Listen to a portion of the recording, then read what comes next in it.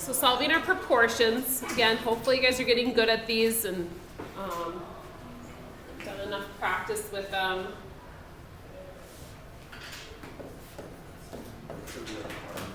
It's really bad? Yeah. Okay. Either that or Griffin's wrong. Not. I'd be wrong. Okay. It's probably a good thing that we have some that's kind of some picky numbers because that happens. Like it's not always going to be a nice number. So that doesn't mean you're necessarily wrong. I don't try to give you a ton like this, but at the same time it doesn't hurt for us to have them sometimes.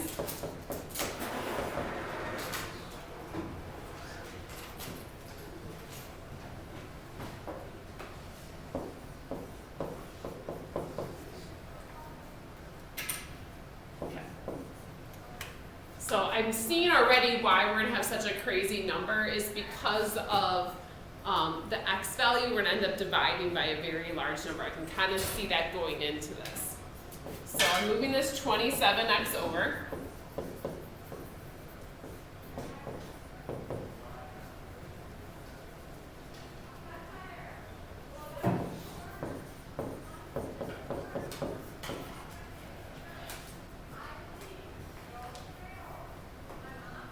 So we're going to move this 72 over.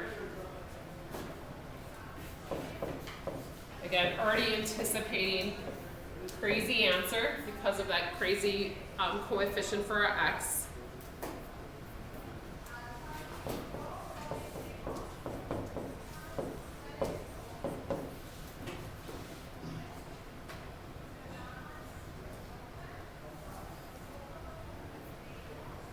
So I'm dividing by a negative 300, or sorry, a positive 333. So negative 54 over 333, we're going to get negative 0.162, and then it repeats over and over again. Not the worst number in the world. At least it's repeating. I don't know. Anyway, so don't let that freak you out too much. Again, at the same time, I don't try to put a ton of those on the test, but like I don't avoid them completely. So just be aware that if stuff like that comes up, you can always double check with me. Like, so when I ask her, are you sure you didn't make a mistake? Even if you walk up to me during a test and be like, does this seem okay? Like that's different than if you're like, I have no idea where to go with this. So please make sure you guys check in with me if you're worried. So we're gonna talk about similar polygons today. So really we've been already dealing with similar polygons. But we haven't technically gotten into what exactly that means.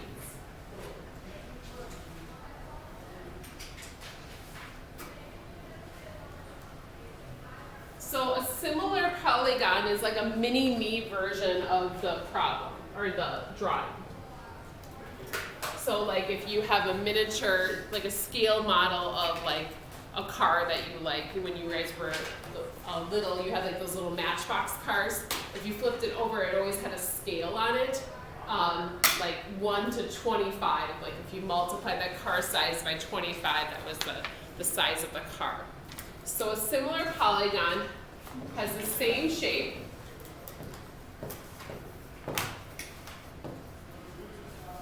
but it's going to be a different size.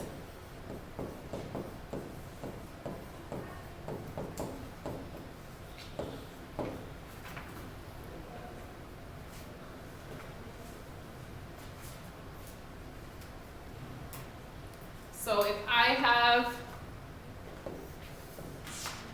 like a little house and then a smaller one, they're the same shape. It's probably not perfect, but a different size. So like a shrunk down version of it. That's considered similar.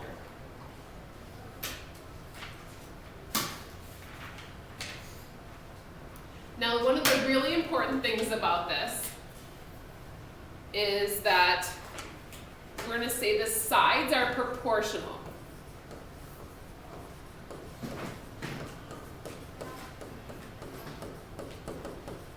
Guys, I ask that you're focused on this and not something else right now. So again, phone should be put away, please.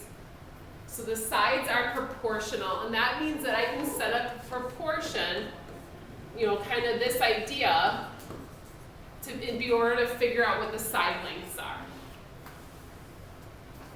But one of the things that are the same are the angles are all going to be the same.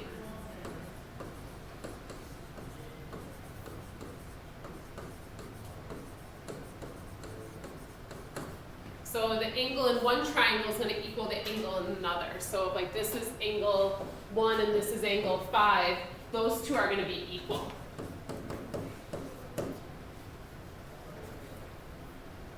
So if this is a right angle over here, bless you, this is also a right angle.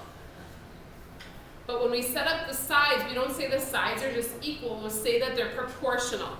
So my example of this is my Lightning McQueen that I made. I keep them in here just in case I ever have to dress up like Lightning McQueen. But I made him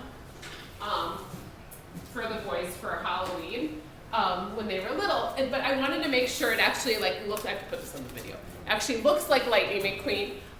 So what I did was, this was totally like me being a dorky math teacher, is they had those little, they loved the Lightning McQueen cars, like they had like the whole set of like the metal ones. That was like one of our main, like, that we always had, like collected all of them. We can blame it on Peyton.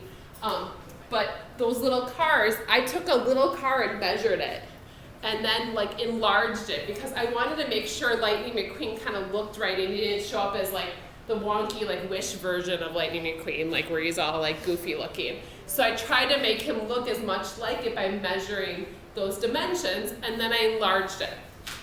So the angles still stay the same, but the sides, we say they're proportional. So if I multiplied the width by like 20, I would have to also multiply the length by 20. So I tried to make sure that he was built like, so he looked like Lightning McQueen.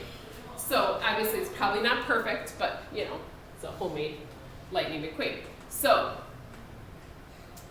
one of the symbols they use is this little squiggle. So if you guys see that squiggle in the middle, that squiggle means similar. So it's not equal, it means they're similar. So it like means there's like a mini-me version. They look a lot alike, but one's like shrunk down or bigger. So this is called the similarity statement. Just like we had a congruence statement, the parts that match up are intentional. So the fact that I call that ABC is similar to DEF, that means that the matching parts like a line. So when I talk about the angles being congruent, that means that angle A is going to equal angle D. So even though this drawing, there's a smaller version, again, kind of going back to the right angle, if that's a right angle, that one's also going to be a right angle. It's not like a shrunk down version of the angle as well. And then B and E are the same.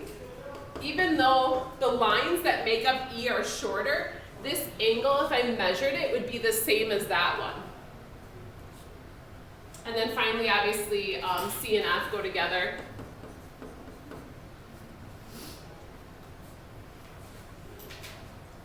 So we say their corresponding sides are, the corresponding angles are equal. Now the corresponding sides are what we call proportional. So to make this a little bit easier, I'm going to use lowercase letters to call the sides. So I'm going to label like across from A, I'm going to put like little a. Across from B, I'm going to put little b. C just looks like a little c. I'm going to do the same thing over here. Rather than having to call it with two letters, I think it's easier to just say one letter instead. So the way this goes with our proportions is the sides match up. So little a should go in a proportion with what side? Little d. Little c should go with little f, and little b would go with e. So across the top is the one triangle, across the bottom is the other triangle. And so if I knew any of these values, I could be able to solve for them by using proportions. I would only need 2 out of the 3 fractions, but I'd be able to set that up and solve that. So those corresponding sides, we don't say they're equal, we say they're proportional. All right, one of the things they're going to ask us about is something called the scale factor, and I'm going to refer to that in this one in a second here. So the scale factor, again, if you, like, I should find like one of our little Matchbox cars. If you flip the car over, typically on the bottom they have a scale. This is kind of like the map scale, like, so 1 inch is, 20 miles. The scale factor is talking about how much should I multiply my little Lightning McQueen by to figure out my bigger Lightning McQueen. So the scale factor is the comparison of the original to like the new.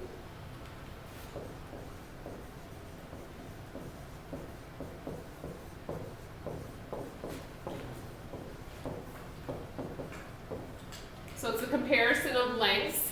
So like if we're going to say like figure 1 to figure 2. And then I'm just going to simplify it.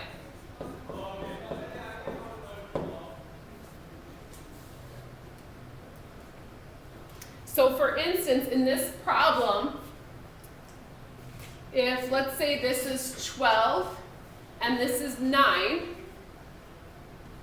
so I'm calling A12 D9, I would compare those 2 lengths. I'd do 12 to 9 and I would simplify that. I'd divide them each by 3.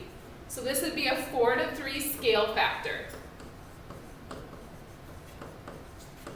And I think this might have been kind of what Sam was saying he was doing with the homework quiz, I think, is that you made the numbers easier, I think you said, right? Did you simplify them a little bit? On our little half sheet, or no? 45, 36. Oh, so you found like the, yeah. So technically you probably actually were kind of using the scale factor in it. This is the factor that we would use to multiply all the distances by to figure out the new one.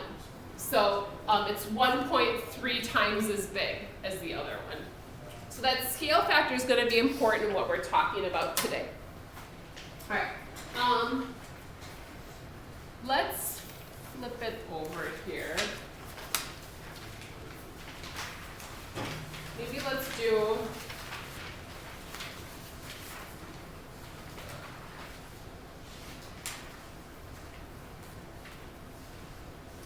so I think I worded this strangely. Find the scale factor of the triangles and the x if the triangles are similar. I should probably say because the triangles are similar. So we're going to do one of these, and then like I said, we'll probably take a little bit of a break. I'm trying to see how far we have to go. We have to get through example 5 today. So maybe we'll do 1 and 2 before break. All right, so it says to find the scale factor of the triangles and then also x if you know, I guess, the triangles are similar.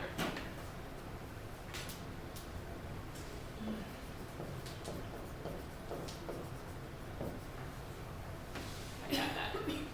All right, so scale factor, first of all, is comparing 2 sides. There's really only 2 sides we know that we can for sure put together. Does anyone see it? What 2 sides do we know that compare that would be helpful? You guys tell what should go together. Yeah, what do you think? Yeah, this 8 on this one should go with 6 on this one. So let's take a minute to make sure we understand why that is. So 3, hopefully you guys agree, should go with x over here, right? And this 8 is across from that big angle there, and so is 6. So 8 and 6 are like in that same position.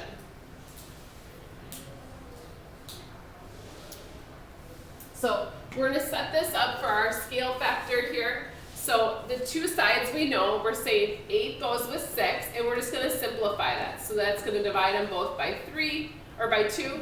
So this is a 4 to 3 scale factor.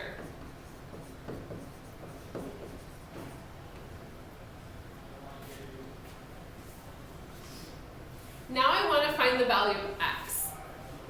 And so I have have to set up my proportions. And now this is where, what we talked about last class, where I said that you can write proportions different ways, and it's not wrong, it's just whether or not you're multiplying the same things together as I am. So we said the 3 should go with x. So this goes with that. So 3 goes with x. I'm going to put them in the same fraction. What do you think the other fraction should look like then? You could do 4 over 3. You could also write 8 over 6. Either one is fine. So the kind of maybe more obvious is 8 over 6 you can do. But when they said 4 over 3, that also works because of the fact that 8 over 6 can be simplified to be 4 over 3. So either one is fine. We're not using this 6 because I don't know anything about that side at this point. So we're going to cross multiply and set equal. So 8x equals 6 times 3, so 18. You get something similar over here. You'd get 4x equals 9. Divide by 8. 8 goes into 18 2 times with a remainder of 2, so that's 2.25. Okay, so that's the value of x. Now let's go crazy. Get wild over here. I'm going to say now let's find this one. Let's find y as well. Take a minute to see if you guys can find y, and we'll take a break after this. See if you guys can find y.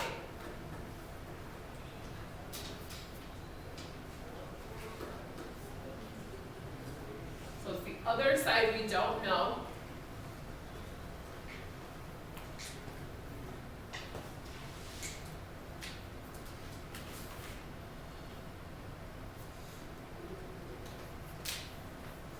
You should be able to find it, so we're going to say, I don't think we can.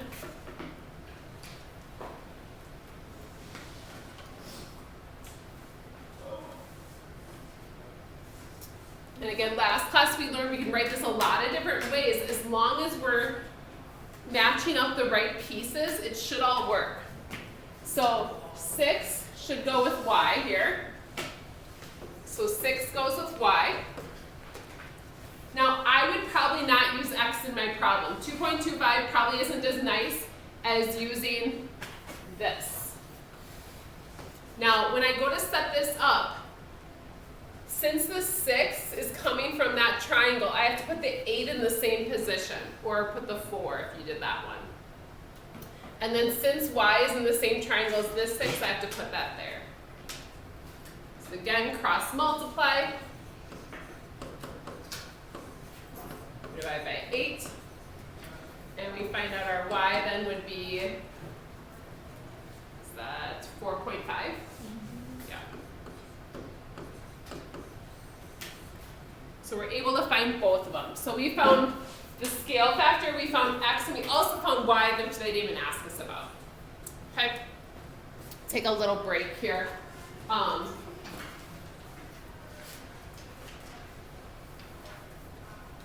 I used to always reference